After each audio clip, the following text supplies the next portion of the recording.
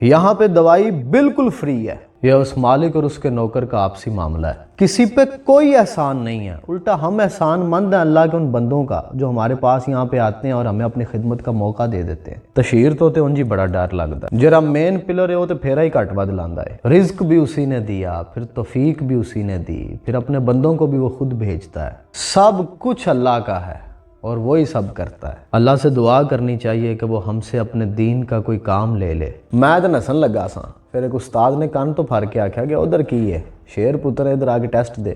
बिस्मिल्लाहिर्रहमानिर्रहीम, अस्सलामु अलैकुम। ये हमारा हॉस्पिटल है, अल्लाह के बंदों की खिदमत के लिए बनाया गया है। यहाँ पे दवाई बिल्कुल फ्री है। इस वीडियो का मकसद कोई तशहीर या एडवर्टाइजमेंट नहीं है, इसका मकसद है आगही हमारे इर्द गिर्द रहने वाले लोगों के लिए।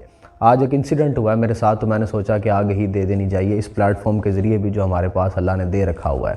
क्योंकि सोशल मीडिया एक बहुत बड़ा पावरफुल टूल तो है पैगाम को एक जगह से दूसरी जगह पहुंचाने के लिए।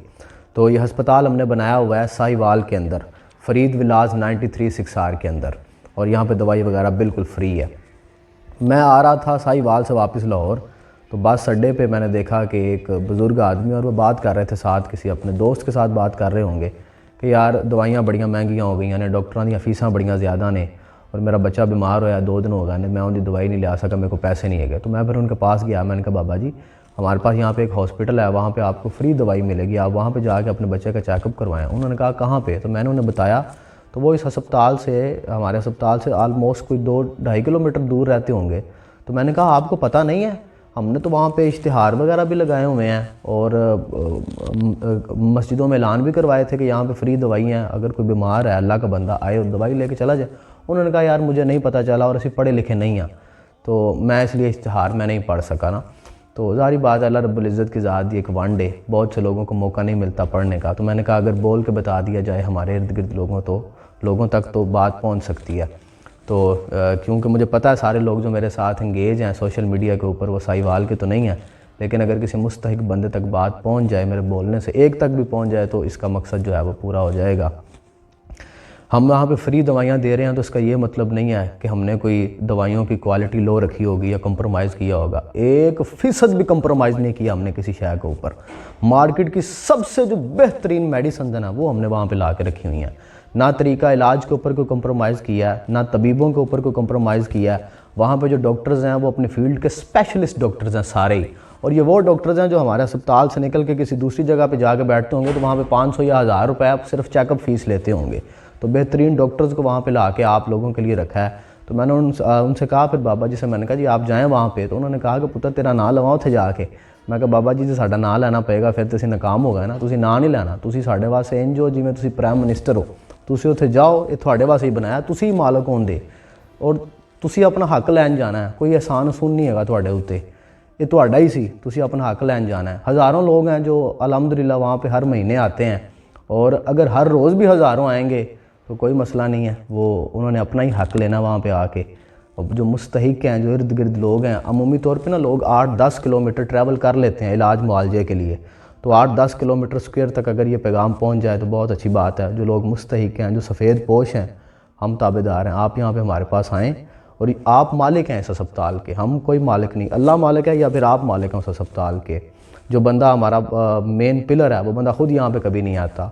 मैं वहाँ पे हफ्ते में 2-3 दिन यहाँ पे रहता हूँ जाके, और मैंने वहाँ पे बहुत सारी चीज़ें ऑब्ज़र्व की हैं। कोशिश करते हैं कि आपकी खिदमत कर सकें और किसी तरह का कोई कंप्रोमाइज़ नहीं किया।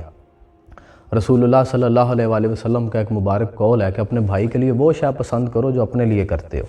तो हमने वहाँ पे आपके लिए वो सारी चीज़ें रखी हैं जो हम चाहते हैं कि हम अपने घर वालों को भी यही चीज़ें दें। जो वहाँ पे दवाइयाँ, जो तरीका इलाज है, मेरी अपनी को बहन हो, मेरी अपनी बेटी हो, मेरा बेटा हो, मेरी बेगम हो, मेरी वालदा हो, वालद हो, हमारे घर में जितने लोग हैं वो सारे वहाँ पे जाके दवाई लेंगे अपनी, और उन्हें ऐसा नहीं है कि उनके लिए कोई अलग रखा होगा। आपके साथ बैठ के वहाँ पे कंप्रोमाइज़ नहीं किया किसी चीज़ के ऊपर। और उस्ताद साईं एक बड़े वो फरमाते थे कि अल्लाह के साथ अल्लाह तक पहुँचना है, उसका कुर्ब हासिल करना है, तो बंदों के दरमियान में से गुज़र के जाना होगा ना।